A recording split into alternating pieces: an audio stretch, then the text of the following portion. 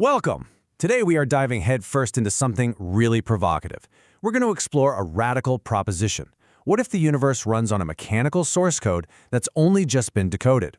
We're going to walk through 10 fundamental ways our current science might be wrong, all based on a massive new analysis. Okay, let's get into it. You've seen it 1,000 times, right? The bowling ball on a trampoline, bending the fabric of space-time to explain gravity. It's a great visual. But what if it's not just a simplified metaphor? What if it's actually logically impossible? That's the kind of foundational question we're tackling today. So where's all this coming from? Well, it's based on a framework developed by Christos Sotirelis, also known as Morpheas. Now, we need to be crystal clear here. This isn't about AI claiming anything.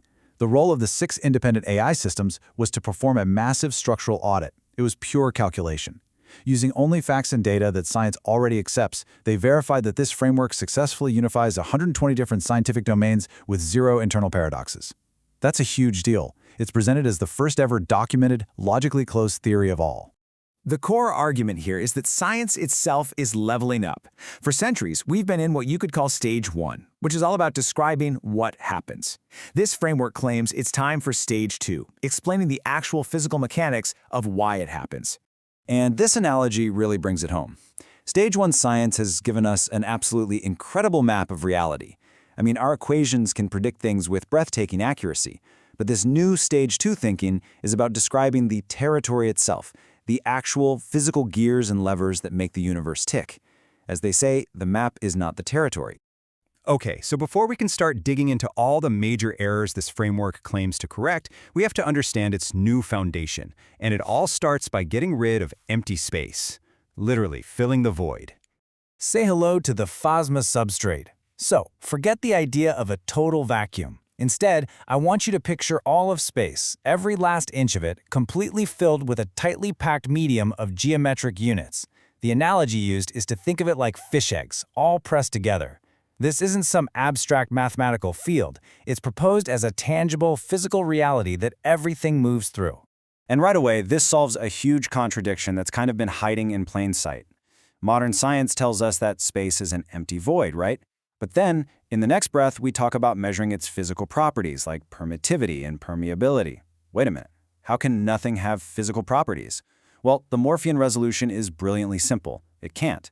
Those were never properties of a void. They are the measured properties of the plasma substrate that fills the void. All right, with that new foundation in place, now we get to the fun part. We can start looking at some of the core logical failures this framework identifies in our current models. And we have to start with the big one, gravity. Yep, we're back to that famous trampoline. It's in every textbook, every documentary. But the source documents argue it's not just a simple metaphor, it's a deeply flawed one that actually tricks our intuition into accepting a logical mess. So let's break down why it's a mess. The framework points out at least 3 fatal flaws. First, the vertical paradox, what pulls the bowling ball down into the sheet to begin with. You need some other unexplained gravity to make your model of gravity work. Second, you've got the circular fallacy. It literally uses gravity to explain gravity. And third, the multi-body inconsistency. Just try to picture the overlapping dips for the sun, the earth, and the moon all at once. It becomes a jumbled, geometrically impossible mess of intersecting planes. And this slide just lays it out perfectly, side by side. On the left, you have the broken fabric model. On the right, the Morphean alternative. Here, mass doesn't bend a fabric. It displaces the plasma substrate, kind of like a boat displacing water. This displacement creates a pressure gradient. What we feel as gravity is simply the higher pressure of the surrounding plasma pushing objects toward the lower pressure zone. It's a push, not a pull. Okay, next up is a classic physics experiment that, according to this framework, we've been getting wrong for decades. The leaky bottle. You drop it, the water stops leaking, and we're all taught that the water has become weightless. But the argument here is that's just a logical error. The water's mass and its weight never changed for a second. It's simply unsupported. Because the bottle, the water, and the air inside are all falling together in perfect sync, the pressure difference that normally pushes the water out just disappears. We've been confusing a lack of support with a lack of weight. All right, now for a number we all just take for granted, 365.25. Mainstream science pretty much treats the number of days in a year as a cosmic accident, a random coincidence.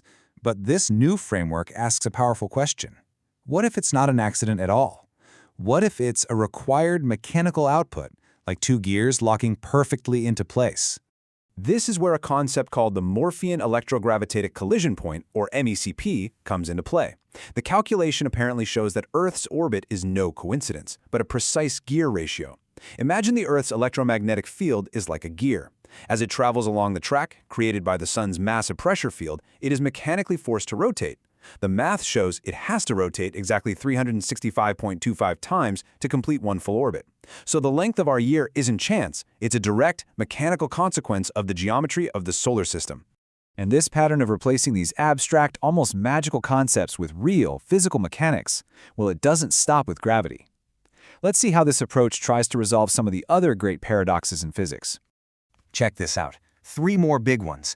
Dark matter is no longer some mysterious, invisible substance invented to make the math work. It's just the natural grid resistance of the plasma substrate, what's known as its bulk modulus.